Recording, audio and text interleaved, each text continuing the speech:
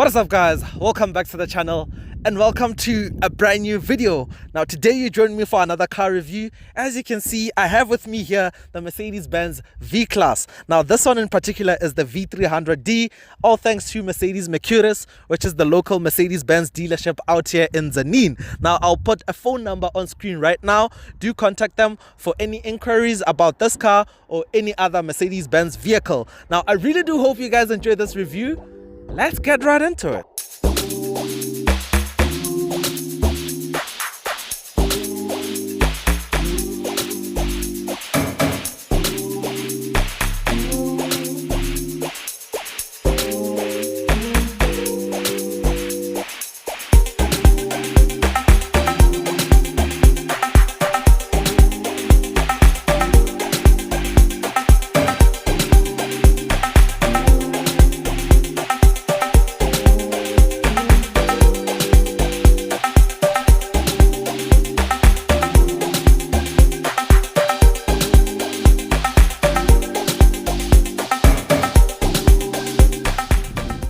So let's jump straight into it. Now the last time we reviewed a V-Class, we were actually right here. It was a V250d and it was an avant-garde, so non-AMG line. So this one is the AMG line and let's go through it. Now do excuse this bit of wind noise that's currently going on. So up front you have more aggressive front bumpers, the lower aprons, as you can see. You also get the diamond grille, still gets LED daytime running lights, and the whole unit is adaptive, so that is actually cool. You have a nice Mercedes Benz badge sitting proud right there, and you also have some chrome touches flickered around all over, including the grille and stuff. So if you come around to the side on the AMG line, you get these really nice AMG wheels, which are two-tone silver and gloss black. They're actually 19 inches, gripped by 245mm tires. There's literally an AMG badge right there and Mercedes-Benz lettering on the brake calipers. So you have these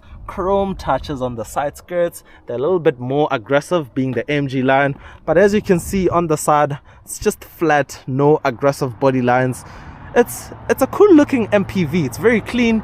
You have roof rails up there so you can tie up some stuff, a roof rack, stuff like that. If you come around to the back, LED tail lights, V300d model designation, and this one has a tow hook. And there isn't anything particularly interesting about the proportions of the car, but it's a nice, clean, classy looking thing overall. So let's check out the interior, which is my favorite bit.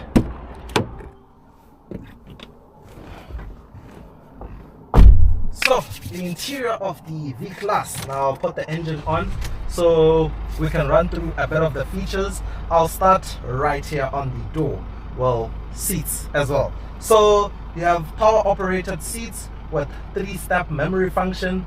They're heated, they're cooled, which is absolutely nice. Speaking of cooling and heating, right here in the center at the more rear part, you have two interesting cup holders which are also heated and cooled. So if you have a cool drink, you can put the cool function on. If you have like a coffee or a warm drink, you can put the heating function on. It will keep your drink hot or cold, which is actually really nice. Continuing on with the theme of heating and cooling, right here you have the central cubby, and in here you have an inbuilt fridge. So it's just insane. So it's always cool all the time. You can chuck in some extra cool drinks. So you have power operated rear doors for the rear spacing. So there is a button on the left and a button on the right. You just push them and the rear doors open, which is absolutely cool. I'm just gonna stop them and close them back up.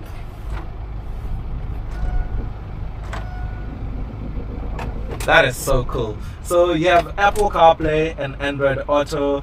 You have both a touch controlled infotainment screen, and also you get this touchpad, so you choose which way you want to operate it. Either way works just fine. Next up, I'll get into the quality. Now quality in here is actually quite great. I do quite like the trimming that you get here. It looks like carbon fiber, but I'm not sure if it's actually carbon fiber. It's also mixed with some kind of brushed aluminum looking material, and it feels nice even to the touch. I like the turbine style air vents, and in here they're in gloss black, so yeah, they look quite nice. I do love it, but in some areas it falls behind. So the steering wheel, this is the old style Mercedes Benz steering wheel, and yeah, it has dated. You also then get keyless start, although there's keyless access, so you still need to turn a physical key to put the car on and off, which is, yeah, I find that very interesting. You don't get a digital instrument cluster, which is also once again interesting, but to be fair, they've announced a new one that's coming in 2025. I guess that one will be more upstate with the rest of the lineup. So other than that, in here you have a Burmester sound system. It's not the best sounding, but it does feel like a premium sound system. The whole roof lining is lined with Alcantara, which is very nice. And yeah, practicality is good in here. You have pockets on the doors, which are absolutely massive, and you can fit all sorts of bottle sizes. You have extra cup holders right here in the center at the more front area, on top of the ones that you get at the back, so you can fit some extra drinks. There's a bit of a bucket where you can throw in, I don't know, keys, a phone, something like that, but it can't really fit a big phone. And I love this Easter egg. So the central tunnel here that houses the touchpad is shaped in a V, so you're in a V-Class. That is a nice touch. So the central bucket that I spoke about, it's actually quite deep. Inside here you find two USB-C ports, which is really nice. You also have a glove box, which is absolutely huge right there. Very nice. And that is all with the practicality and stuff. I think now let's jump into the back and see what's back there.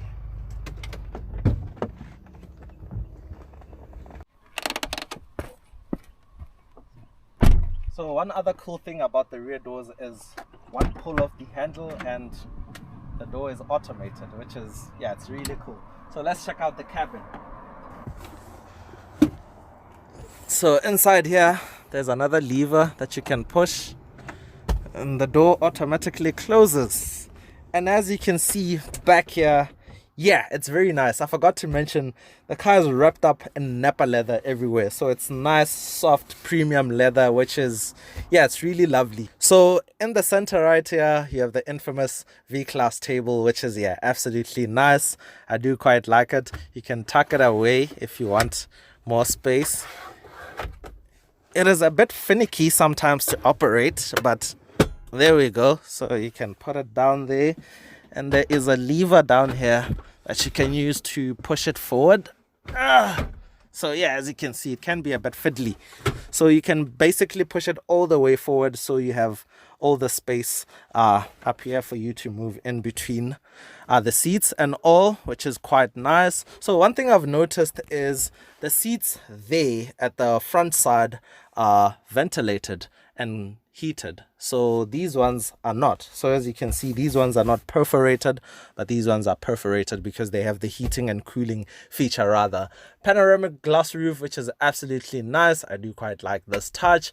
It opens up there at the front, but the aperture isn't all too big, but it's still, yeah, well appreciated. Still Alcantara headlining even in the back, which is quite nice. That carbon fiber-esque material continues in the back. The Burmester speakers, and these seats, by the way, you can rotate them, so you can have the seats face each other, or you can have the front seats face forward for a more conventional taxi kind of look, I'll call it. So you do have some Isofix anchor points for the two middle seats. I'll call them both middle seats, so you can put here a child seat, which is quite nice. And yeah, that's pretty much it back here. It's very nice, to say the least.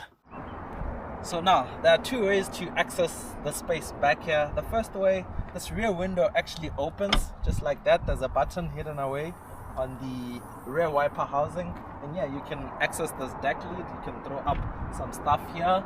And the other way is the more traditional way of opening the whole tailgate, which is power operated, of course. It's quite long, so you have to move back. So back here, we'll start with this upper deck lid. Now you can actually fold this up, so to have more headroom for your luggage. I'll call it headroom. And you can fold it down like that. So this actually opens up, which is quite interesting, just like that. It's a bit awkward. So down here you find the shopping basket, which are absolutely cool. You can use your Mercedes Benz shopping basket when you go shopping. Now this rear space is about 610 liters in boot capacity. Now those seats, as you can see, the rails are down there, do actually move forward, and you can actually fold them to get more room, which is, yeah, very handy. Now other than that, there aren't any more features back here. You can't lower the suspension, although as you can see, it's a very low, so there is no need. You actually need to bend down to access the floor, literally. So as you can see, also no boot lip, so it's easy to throw stuff in and out, well, to slide stuff in and out, so as to say. And that's pretty much your lot with the boot on the V-Class. Just bear with me.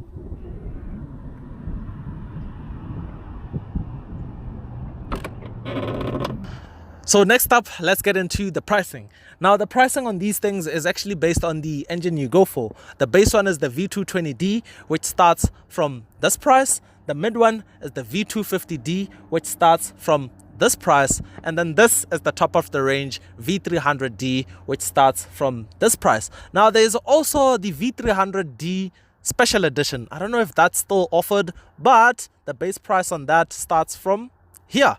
So everything else is just optional extras like sunroof, technology package, and yeah, all those bits and bobs. Ooh, by the way, you can also choose between two trims. Now the base one is the avant-garde, and then this one, like I mentioned, the AMG line is the top trim, which you pay extra for after choosing your engine. So you have to pay for literally everything. So next up, engine choices. Funny enough, they all come with the exact same engine, whether you have a V220, a V250, or a V300d. So they all come with a 2.1 liter turbo diesel 4-cylinder. Now in the V220d, it makes 120 kilowatts, which is around 164 horsepower and 380 newton meters of torque. The V250d makes 140 kilowatts, which is roughly 200 horsepower and 440 newton meters of torque. Now this one in particular, the V300d, makes 174 kilowatts, which is around 238 horsepower and 550 newton meters of torque. They're all mated to the 9G Tronic transmission, and they all come with air suspension, which is quite nice. So guys, you joined me inside the Mercedes Benz V-Class, and let's see what it's all about. This is about my third time driving this thing, and every time I jump in, it's always a cool experience. But one thing I'll throw out there is they are all the same, regardless of what engine you go for, V220, V250, and this V300. So the only difference that you'll experience is the extra punch that you get out of the V300d, the extra torque, the extra power. That's it. Everything else feels exactly the same. The suspension, the ride feel, the comfort level, it's all exactly the same. Now, this being all about the extra power that you get out of it, I'm currently doing about 50 kilometers an hour. The gearbox is in auto. I'm in normal comfort mode. I'll go foot flat.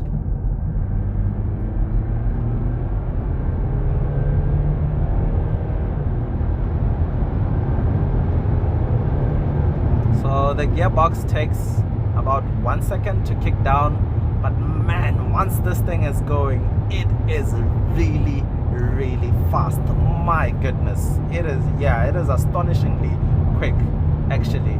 So the beauty of this is you can have your family in the back, friends, whatever, colleagues, whatever the situation is. If you're driving long distance and you need to get there quickly, it's easy. It's easy to build up momentum in this thing. It's easy to get up to speed, 120 kilometers an hour, 140, 160, 180, 200. I don't know what you're gonna do 200, but yeah, it's doable in here, and it is effortless, totally effortless. So that's the great charm about this thing. And for me personally, it is somehow the benchmark. I don't know if it's because it has established this benchmark and it has managed to keep on being good at it. So normally, if a car is ruling in its segment, normally has to do with that. So, and also the badge that you get with it, the Mercedes Benz badge. Obviously the experience in here, it is so nice. Well, in some areas this air suspension is actually a bit crashy if you hit hard bumps. I think maybe it has to do with the length of the vehicle and how big it is overall, but it is relatively comfortable, and wind noise isn't all too bad. I've noticed that the equipment I use for recording audio, it picks up a lot of the wind noise, but in person you do hear some wind noise coming from the doors this side, maybe a bit that side, because also remember the windows are large and all, but overall nothing too intrusive, because when you drive you're obviously gonna have the sound system on and so on. But yeah, I think that's all I have for you guys with the V300d review. Oh man, I need one of these. It's such a cool experience, such a nice experience. It's man, it's one of those cars or things that if you don't get it, and if you've never experienced it, you are most likely aren't going to get it unless if you already like it. But once you do jump inside it, whether it's behind the wheel here or in the back seat there, either way it's such a nice experience. It's such a nice place to be in, and I think the nicer place to be in is the back, especially if you're with people. You can chill back there, enjoy jams, you can dance if you wanna dance, have food, have conversations, and I don't know, any journey that's long automatically becomes short in this thing, unless if you are the driver, because you are the one who's going to feel the mileage. But if you're back there with mates, you're just going to be distracted, do whatever it is that you're doing. But yeah, at this point I'm just babbling on. I really do hope you guys enjoyed this review, and until next time, that's cheers from me.